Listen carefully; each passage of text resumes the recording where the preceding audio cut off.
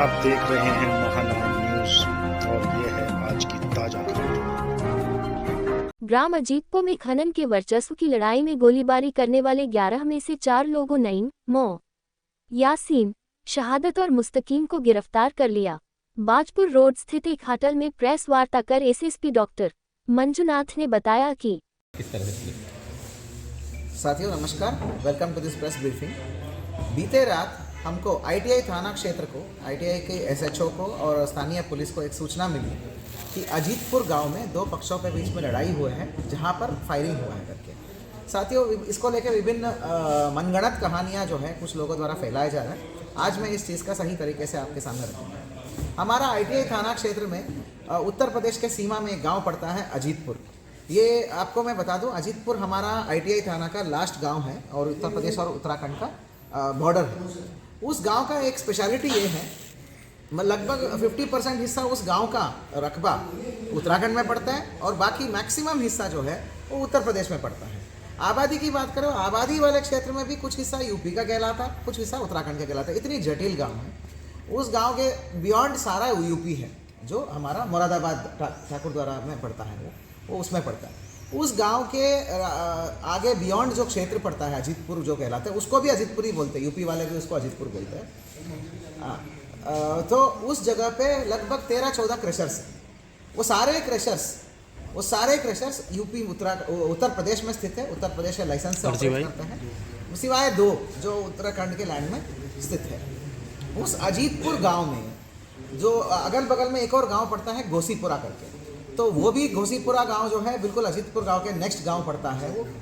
वो डिस्ट्रिक्ट जो है रामपुर में पड़ता है। तो घोसीपुरा गांव के लोग और अजीतपुर गांव के लोगों के बीच में हमेशा से टशनबाजी रही है कि किसका गांव का जो ट्रैक्टर ट्रॉली जो है वहाँ के कृषक को माल डालेगा करके, मतलब कच्चा माल जो है कौन डालेगा करके। ये हमेशा हम भी सुनते आ रहे हैं कि इनकी आपस में टशनबाजी रहती है करके। परंतु मैं बताना चाहूँगा, विगत कई दिनों से उत्तर प्रदेश में क्रशर्स बंद थे, तो इसलिए कोई भी प्रॉब्लम नहीं हुआ था। 2 दिन पहले क्रशर्स खुले थे, तो पुनः इनकी छोटी लेवल पर टशनबाजी थी। बट कल क्या हुआ, घोसीपुरा के लोगों द्वारा, घोसीपुरा जो उत्तर प्रदेश में पड़ता है, उनके लोगों द्वारा कुछ गाड़ियों को लेके आया गया, खनन की कच्ची वाहन, मतलब कच्चा माल जो बोलते हैं ना, वो रॉ मटेरियल वाला गाड़ियों को लेके आया गया, जिस पर अजीतपुर के लोगों द्वारा विरोध व्यक्त किया गया। उस विरोध जब व्यक्त किया गया है, उस समय जो है मामला वहीं शांत होना चाहिए था। घोसीपुरा के लोगों को ये देखना चाहिए था, क्योंकि ये कोई भी एक सलूशन नहीं है। तुरंत इन्होंने आक्रामक रूप अपनाते हुए, अजीतपुर के लोगों के ऊपर आक्रामक रूप अपनाते हुए फायरिंग, लाठी डंडों से मारना और बिल्कुल आपराधिक बल प्रयोग करना और भयंकर बल प्रयोग करने पे उतर आए। तो इस प्रकार जो है दोनों तरफ से ये हुआ है। तो तुरंत मौके पर हमारा जो एसएचओ प्रवीण कोश्यारी है, सीओ वंदना है और अभय सिंह एसपी, सभी लोग चले गए थे। मामला यही है।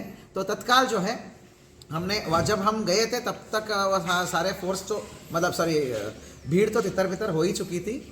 मात्र अजीतपुर के ही लोग थे वहाँ पे।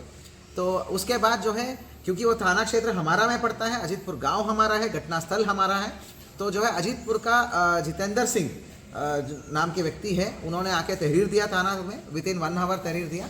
प्रॉम्प्ट रिस्पॉन्स हमने दिया।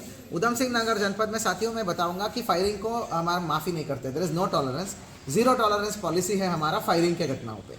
तो तत्काल हमने जो तहरीर है, तहरीर के आधार पर 307, 120B, बलवा 147, 148, सेक्शन 34, 504, 506 सारे संगीन धाराओं में, जिसका लगभग आजीवन कारावास तक सज़ा है, उन संगीन धाराओं ने हमने मुकदमा दर्ज कर दिया। कुल 11 नामजद के विरुद्ध जो है FIR पंजीकृत हुआ है।